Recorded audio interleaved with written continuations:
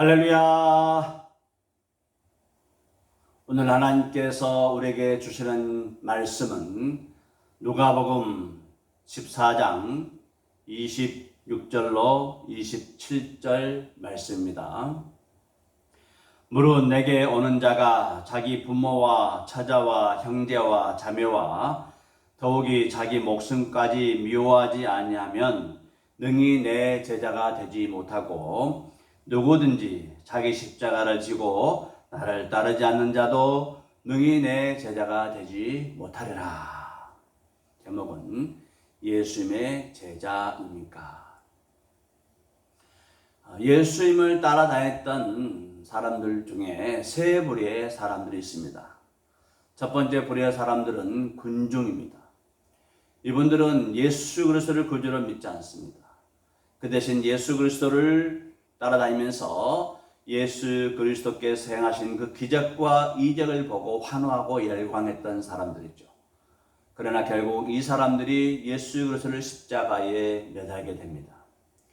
두 번째 부류는 성도들입니다. 성도들인데 이분들은 예수 그리스도를 믿지만은 완전히 예수님께 매여 있지는 않습니다. 자기 할 일도 하고 또 예수님도 믿고 하는 그런 사람들. 세 번째 부류의 사람들은 제자들입니다. 제자들은 예수님께서 특별히 하나님 나라와 복음을 위하여 선별해서 부른 사람들입니다. 이 사람들은 자기의 생활이 없습니다. 전적으로 예수를 위하여 헌신하고 예수님께로 부르심받은 사람들입니다. 누가복음 14장 26절로 27절 말씀.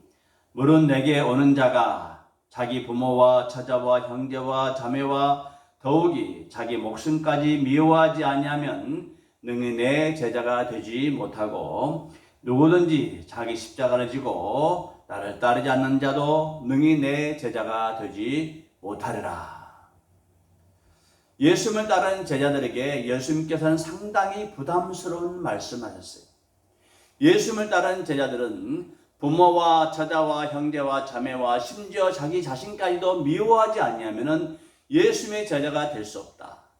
그리고 자기 이 십자가를 지고 주님을 따라오는 사람만이 예수의 제자다. 이렇게 말씀해 주고 있습니다.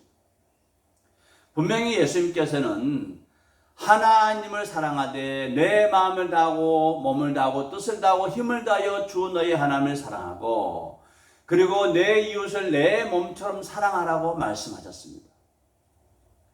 그래서 우리는 부모와 형제와 자매와 처자와 또 심지어는 자기 목숨까지 이웃들도 사랑해야 하는 것이죠. 그럼에도 불구하고 이 말씀은 예수님의 제자들은 부모와 형제와 처자와 자기 자신을 미워해야만이 예수님의 제자의 삶으로서 합당하다고 말씀해 주시는 것입니다. 그래서 실제적으로 이 말씀은 많은 성도들에게 오해와 또 그로 인해서 잘못된 길로 들어서는 그런 사람들이 많이 있었습니다. 형제와 자매와 부모와 또 심지어 자기 자식까지 미워하는 이 말씀을 오해해가지고 자기 부모를 미워하고 형제들을 미워하고 또 자기 처자식을 실제로 미워하는 거예요.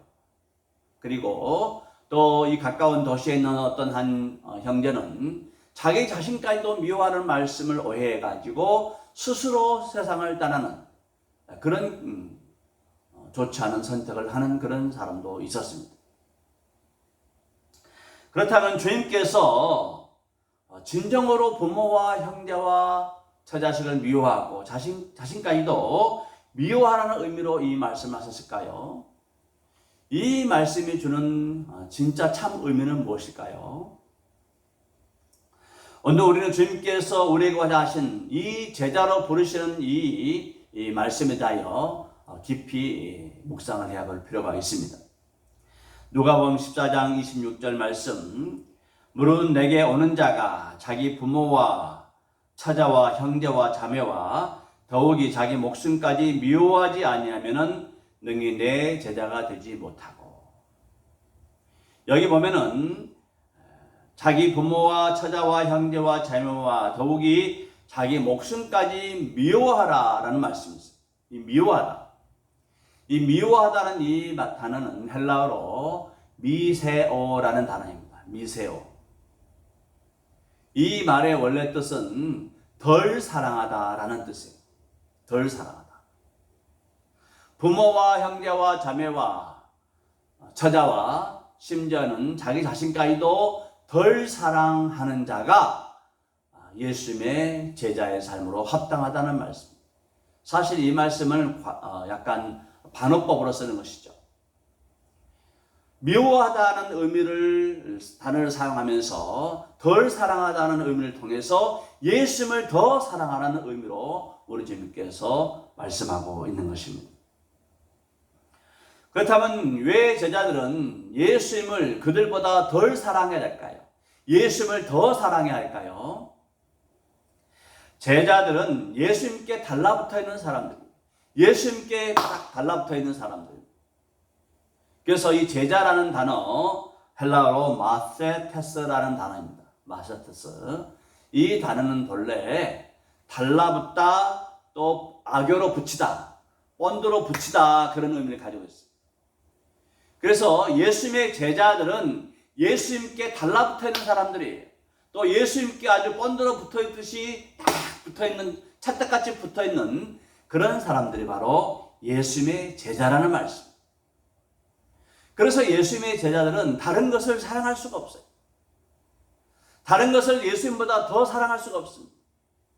예수님을 더 사랑하고 예수님의 중심을 살고 삶의 모든 중심에 예수님을 우선적으로 사랑하기 때문에 다른 것은 덜 사랑할 수밖에 없다는 말씀.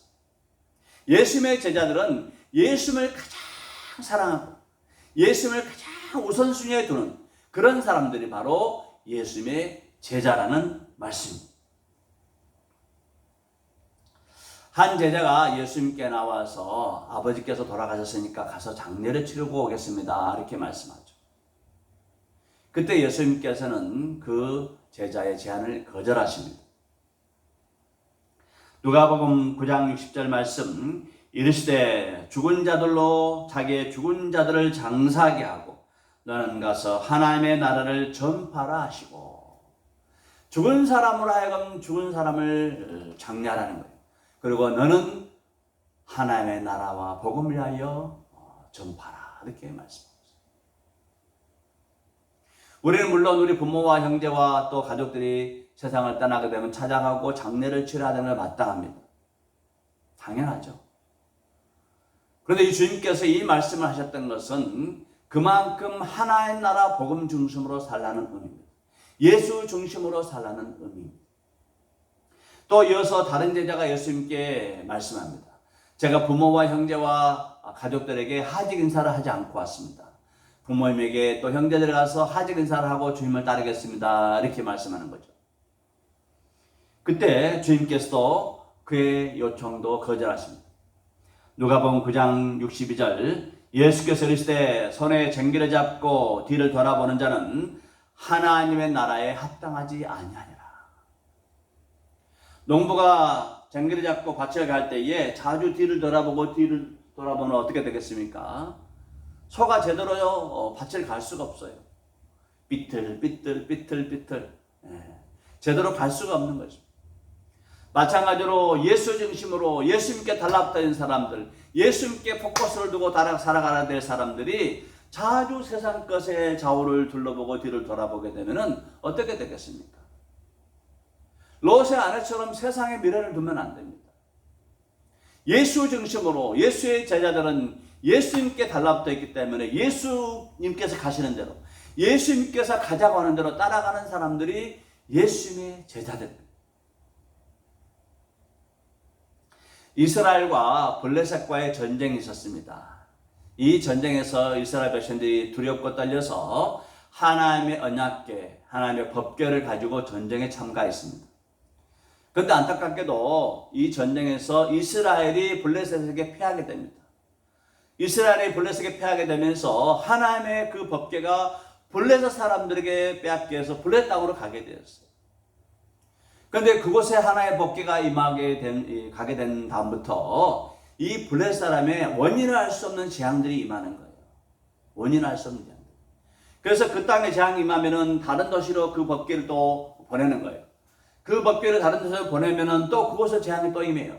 그래서 이 법궤를 또 다른 데로 보내면 또 그곳에 또 재앙이 임하는 거예요. 그래서 블레셋 사람들이 모여가지고 회의를 해요. 이 법궤 때문에, 아마도 이 법궤 때문에 우리 땅에 이렇게 재앙이 오는 것 같다. 다시 이 법궤를 이스라엘 땅으로 보내자. 이런 결정을 하죠. 그 대신 과연 이 재앙이 하나님께로부터 왔는지를 확인하기 위해서 우리가 몇 가지 좀 조건을 달아보자. 첫 번째는 한 번도 멍에를 매지 않는 암소를 고르자. 한 번도 멍에를 매지 않는 암소. 두 번째로는 새끼에게 젖을 먹이는 그 어미 암소를 고르자. 세 번째로는 이 어미 암소들이 좌우로 돌아보지도 않고 울지도 아니하고 앞으로 가기만 하면은, 이스라엘 땅으로 가기만 하면은 그게 바로 하나님께서 내리신 재앙으로 알자. 이렇게 제안한 거죠. 그래서 사무엘상 6장 7절 말씀 보면은, 그러므로 새 수레 하나를 만들고 멍에를 메어보지 아니하는 젖나는 소 2마리를 끌어다가 소의 수레를 메우고 그 송아지들은 떼어 집으로 돌려보내고. 어린 송아지가 뒤에서 울고 있어요. 법궤를 메고 한 번도 멍에를 메지 않는 소가 어린 송아지들이 우는 소리를 뒤로 하고 앞으로 쭉 갈 수 있을까요? 불가능합니다. 소들은 어린 송아지가 울면 그쪽으로 고개를 돌리게 돼 있어요. 그리고 같이 우는 거죠. 그리고 한 번도 멍에를 메어보지 않는 소는 수레를 끌 수가 없습니다. 어릴 때 소 쟁기 훈련하는 거 보면은 어린 송아지 때는 아주 가벼운, 정말로 조그만 가벼운 그런 쟁기를 만들어서 모래밭을 갈게 해요. 모래밭을. 그러니까 아주 송아지가 신나죠. 너무나 가볍고 술술술 파지잖아요. 모래 위를 파게 하는 거예요. 그리고 조금 크면은 이제 그 모래에서 물이 있는 그런 곳으로 가게 해요. 모래가 물 묻으면 무겁잖아요. 그러니까 이 송아지가 조금 이제 컸으니까 그것도 차고 나가더라고요. 그런 다음에 이제 흙밭을 갈게 해요. 거기에 익숙해지면 그 다음에 돌짝밭을 갈게 해요. 이러면서 한 송아지가 성장하면서 어미소가 되기까지 수많은 수백 번의 그런 쟁기를 갈면서 목에 이쪽에 괭이가 박히면서 쟁기를 갈게 되는 것이죠. 그런 과정 속에서 이 송아지들은 수십 번, 수백 번, 수천 번 주인의 명령에 복종해야 되는 그런 훈련을 받습니다. 그래야만이 이 소가 제대로 자기 길을 가는 거예요. 그런데 한 번도 멍에를 메모지 않은 소에다가 멍에를 씌워놓으면 앞으로 가지를 못합니다. 등이 벗겨지고 통증 때문에 갈 수 없어요. 그리고 뒤에서 어린 송아지들이 울고 있는데 그 젖나는 어미 소가 어린 송아지의 소리를 외면하고 앞으로 간다는 것, 있을 수가 없는 일이죠. 그런데 이들이 어떻게 합니까?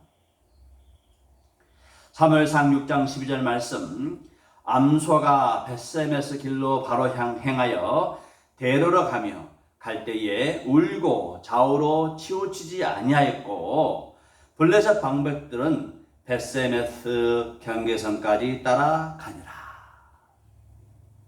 이 두 암소가 이스라엘 땅인 벳세메스까지 이 법궤가 실린 수레를 끌고 가는 거예요. 가는 동안에 좌우로 돌아보지도 아니하고 울지도 아니하고 그 벳세메스 이스라엘 땅까지 걸어가는 거예요. 블레셋 지도자들은 그 소들이 좌우로 돌아보거나 아니면은 혹시나 잘못할까 싶어서 끝까지 따라가라 보는 거예요. 그 장이 하나님께로서 왔는지를 확인하기 위해서. 그런데 이 두 암소는 이스라엘 땅 벳셈에서 갈 때까지 울지도 아니하고 좌우로 돌아보지 아니하고 꿋꿋이 뒤에서 아기소들이 울어도 꿋꿋이 외면한 채 벳셈에서로 올라가는 거예요. 그들이 그 벳셈에서 이스라엘 땅에 도착했을 때 이스라엘 백성들이 환호를 지르는 거예요. 하나님의 법궤가 돌아왔다. 하나님의 법궤가 돌아왔다. 그래서 이 두 암소에게 수고했다 하면서 물을 갖다 놓고 풀을 갖다 놓았습니까? 아닙니다. 그들은 그 소들이 끌고 갔던 그 수레를 장작을 펴가지고 쌓아놓고 그리고 그 두 암소를 번제로 하나님께 제사를 드렸습니다.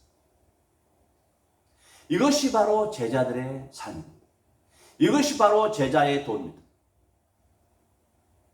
제자들은 부모와 형제와 자식과 또 주변에 그런 정에 이끌려서 가는 사람들이 아니라 복음 중심으로 예수 중심으로 예수님께 달라붙어 있기 때문에 예수님께서 가고자 하는 곳이면 어디든지 예수 중심으로 살아가야 될 사람, 예수 우선주의, 예수를 가장 사랑하는 사람.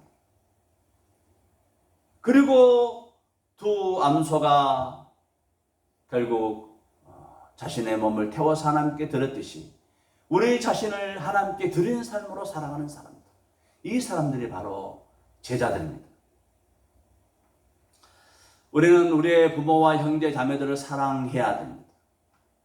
정말로 사랑해야 됩니다. 세상 사람들이 사랑하는 것보다도 우리는 우리의 부모와 형제와 자매와 가족들을 정말로 사랑하고 아껴야 됩니다. 우리는 그 아이들과 함께 놀아줘야, 시간을 내서 놀아줘야 돼요. 우리는 또 그들을 위해서 열심히 살아야, 성실하게 일하고 성실하게 살아야 됩니다. 그러나 벳세메스로 가는 두 암소처럼 예배 시간이 되면은 우리는 모든 것을 중단하고 하나님께 나와 찬송하고 예배드려야 합니다. 우리는 또 열심히 일해서 재물을 모아야 합니다. 가족을 부양해야 되죠. 가족을 돌봐야 됩니다. 우리의 노후를 위해서 돈을 모아야 됩니다. 그러나 아무리 우리가 필요한 것이 있다 하더라도 하나님의 것은 하나님께 구별하여 드려야 합니다. 하나님께서는 하나님께 드리는 삶을 살아야 되는 것이죠. 그리고 우리는 복음을 위해서 고난을 받아야 됩니다. 우리가 일하다가 피곤하고 지치고 또 복음을 전달해 나갈 때에 때론 좋지 못한 소리를 들을 수가 있어요. 그럼에도 불구하고 우리는 복음을 위하여 희생해야 됩니다. 자기에게 지어진 십자가를 지고 예수님을 따라가야 됩니다. 주께서 복음을 전하라 했으니까 그 말씀에 순종하는 그런 제자들이 예수님의 참 제자들인 줄로 믿습니다. 사랑하는 성도 여러분들, 여러분들은 군중입니까? 아니면 여러분들은 단순히 성도로서 살아가고 있습니까? 아니면 예수님의 제자입니까? 우리는 군중이 아닙니다. 우리는 단순히 예수만 믿고 살아가는 성도가 아닙니다. 우리는 예수님께 달라붙어 있고 예수 중심으로 살아가는 제자들인 줄로 믿습니다. 우리 모두 예수 그리스도의 제자들의 교회로 부름받았습니다. 예수 중심주의, 예수 우선주의, 예수를 가장 사랑할 수밖에 없는 그런 제자들로 부름받은 줄로 믿습니다. 우리가 예수님을 더 사랑하고 예수 중심으로 살아갈 때에 우리 주님께서 우리에게 어떤 보상을 해주실까요? 반드시 주님께서 우리에게 그것을 요구하셨을 때는 주님께서 주시고자 하는 그 보상이 있기 때문에 그렇습니다. 무엇을 우리에게 주실까요? 마가복음 10장 29절로 30절 말씀, 예수께서 이르시되 내가 진실로 진실로 너희에게 이르노니 나와 복음을 위하여 집이나 형제나 자매나 어머니나 아버지나 자식이나 전토를 벌인 자는 현세에 있어 집과 형제와 자매와 어머니와 자식과 전토를 100배나 받되 핍박을 겸하여 받고 내세의 영생을 받지 못할 자가 없느니라. 예수와 복음을 위하여, 하나님 나라와 예수 그리스도의 복음을 위하여 부모와 형제와 처자와 자매와 또 전토를 벌인 사람들은, 떠나간 사람들은 이 땅에서 100배의 복을 받는다. 100배로 갚아주겠다고 약속하셨어요. 100배. 이 100배라는 건 단순히 100배가 아니죠. 하나님께서 정말 우리가 알 수 없는, 상상할 수 없는 그런 복권을 주신다는 말씀. 그리고 핍박을 겸하여 받아요. 복음을 증가하고 예수 중심으로 살게 되면 핍박을 받게 되어 있습니다. 그리고 영생을 선물로 받습니다. 사랑하는 성도 여러분들, 우리 모두 예수 중심으로 살아갑시다. 예수 그리스도를 가장 우리 삶의 우선순위에 두십시다. 예수를 가장 사랑하십시다. 우리가 예수님을 사랑할 때에 주님께서 우리가 사랑하는 우리 형제 자매와 가족들을 돌봐주시고 책임져 주실 줄로 믿습니다. 이것이 바로 제자도입니다. 벳레헴에서 나간 두 암소처럼 주께서 각자에게 주어진 그 십자가를 메고 주님을 묵묵히 따라갈 때에 주님께서 반드시 우리의 삶과 동행해 주시고 우리가 상상할 수 없는 그런 복과 은혜를 우리에게 공급해 주실 줄로 믿습니다. 이 말씀 기억하시면서 예수의 제자로서 주님에게 달라붙어 있는 주의 제자로서 합당한 삶을 살아서 우리 주님으로부터 100배의 은혜를 받게 되시기를 바랍니다. 그리고 영광의 나라에서 영생을 누리며 주님과 함께 영원 복락을 누리는 주의 거룩한 제자들 다 되시기를 우리 구주 예수 그리스도의 이름으로 간절히 축원을 드립니다. 아멘.